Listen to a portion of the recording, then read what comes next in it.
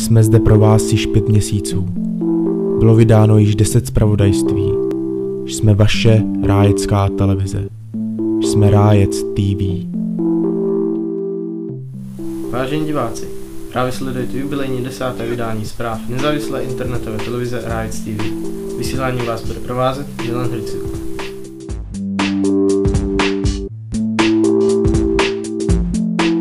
8. října se ve výstavní síni konala přednáška manželů Habešových o Číně. Podívejte se tam s námi.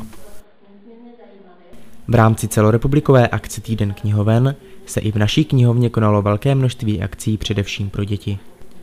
V Číně jsme strávili čistého času 8 dní, bylo tam, bydleli jsme v hotelu, který byl úžasně přepichový, jsme úplně zírali, ano.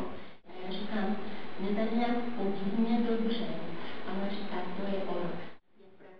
Uskutečnily se například akce Škola na ruby, Rájecká pohádka, Celé Česko čte dětem, Jablíčkový den a pro dospělé cestopisná přednáška o Číně.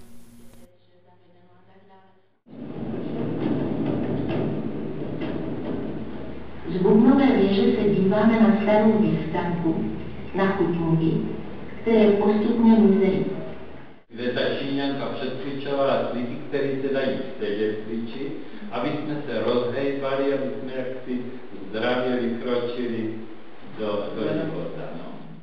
Oni tam mají to, co si vypěstujou, takže moc to nám právě... Manželé Habešovi z Blanska nejdříve povyprávěli o jejich cestě, o samotném státu a o lidech této země. Poté byl promítnut dokumentární film, který z této cesty vytvořili. Nakonec se publikum pustilo do debaty ohledně této asijské velmoci. Cestování se věnujeme od té doby, kdy jsme mohli překročit hranice, ale ještě předtím za totality bylo možno cestovat do Lidodemo a tam jsme byli docela překvapení, co jsme všechno měli možnost poznat. Třeba jsme šli po stopách Slovanů v Německu a podobně. Čínu jsme si vybrali úplně náhodou. Lákala nás Asie a vlastně nás do Číny přilákala parta, se kterou jsme už dříve cestovali.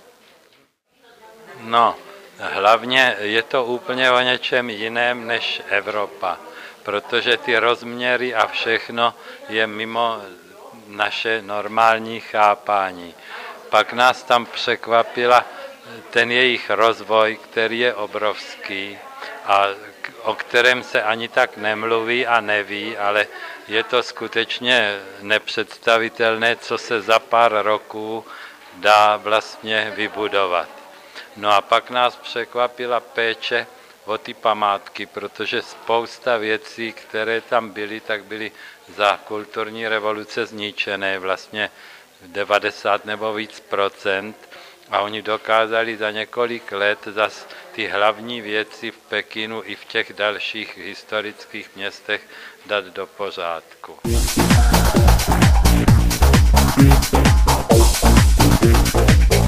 V čtvrtek 16. října byla v knihovně zahájena výstava umělecké tvorby Báry Bílé. Bára Bílá, žákyně 5. třídy základní školy Rájec Střebí, byla v pořadí druhým dětským umělcem, který představil svoji tvorbu na vlastní výstavě v knihovně. Pak jsme se bohužel přestěhovali, takže...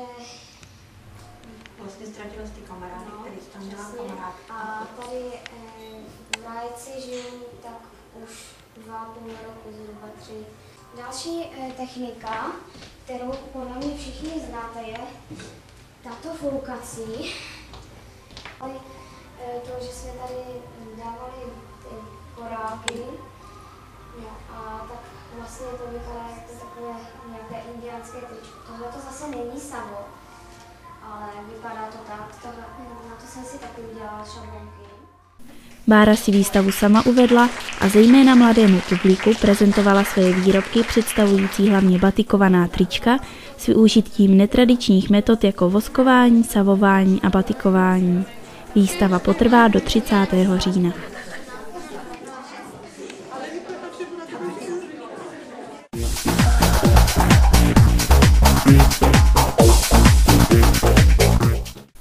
17. října byla rájeckým hasičům svěřena organizace prvního kola okresní soutěže celostátní hry Plamen.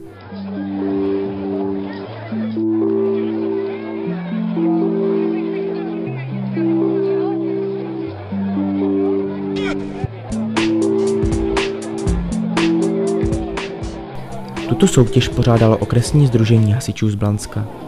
Soutěžilo se v hasičských dovednostech na různých disciplínách, v kategoriích mladších žáků, starších žáků a dorostu. Účast na této akci byla asi 700 účastníků.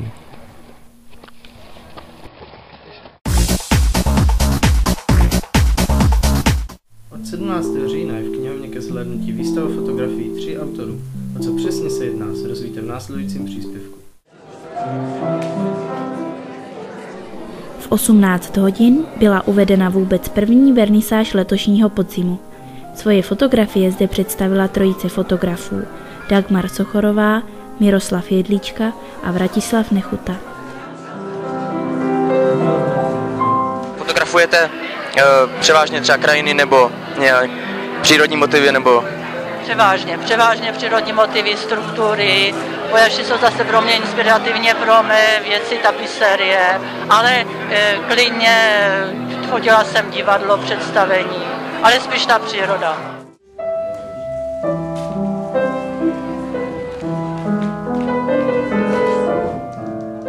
Fotografii se věnuju poměrně krátce, tak jak přišly digitální fotoaparáty, tak mě to zlákalo tou jednoduchostí, která s tím je spojená. A jak je to s tématy?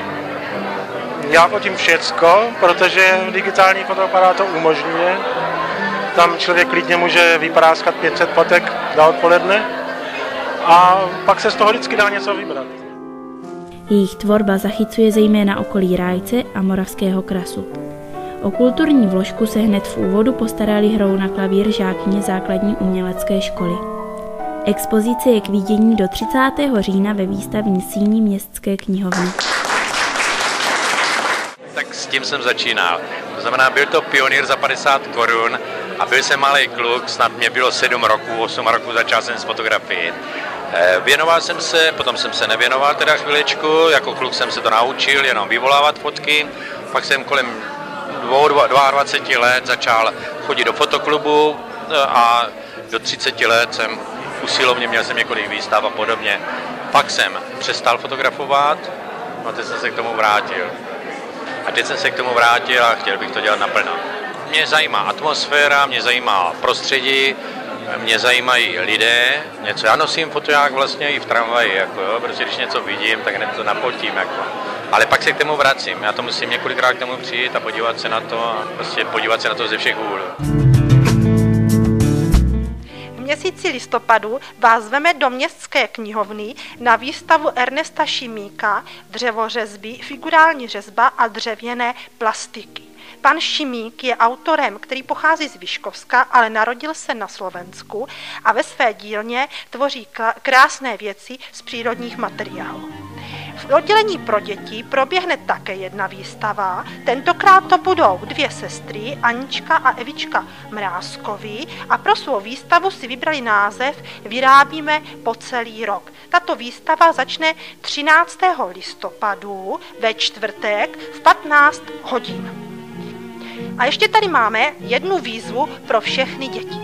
Tentokrát nebudeme v prosinci dělat výstavu už některého konkrétního děvčátka nebo kluka, ale chceme poprosit všechny kluky a holčičky z rájecké školy, jestli by nedonesli do knihovny vystavit svůj betlem, ten, který mají doma. Určitě jim ho před Vánocema vrátíme, protože ta výstava začne 4. prosince a potrvá, stejně jako výstava ta velká, do 18. prosince. Mohou to být betlémy papírové, keramické, skleněné, nebo jenom třeba jeden list, samostatný obrázek. Pokud chcete svůj betlém vystavit, doneste jej prosím do 1. prosince do Městské knihovny. Na všechny chystané výstavy vás srdečně zveme. V Rájeckém zámku se 11. října konala aukce obrazů známých českých malířů. Z průběhu aukce pro vás máme reportáž.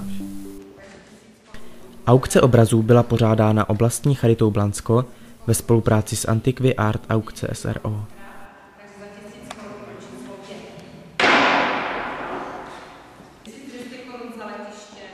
Dražbě, která začínala ve 14 hodin, předcházela pro zájemce prohlídka zámku. Výtěžek akce bude věnován na nákup terapeutických pomůcek pro terapii obětí domácího násilí.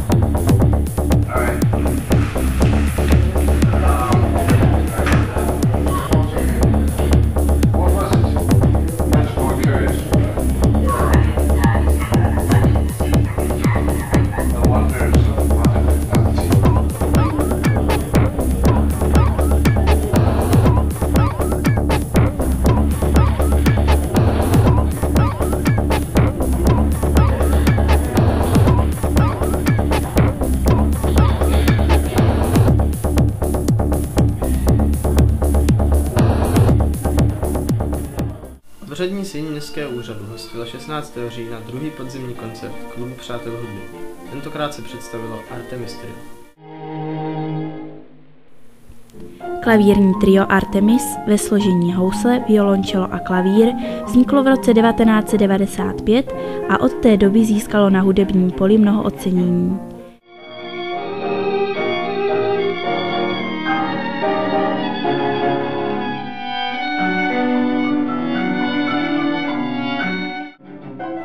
V programu zazněla díla Bohuslava Martinů, Silvie Bodorové a Antonína Dvořáka.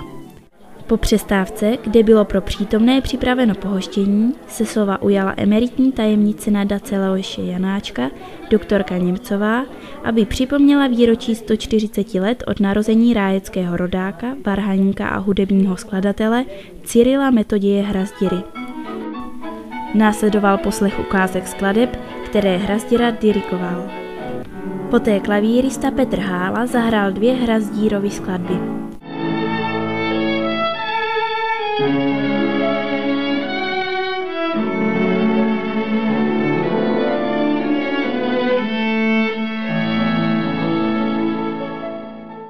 Všechny účinkující odměnilo publikum zaslouženým potleskem. Děkujeme za vaši přízeň a těšíme se na vás u dalších zpráv.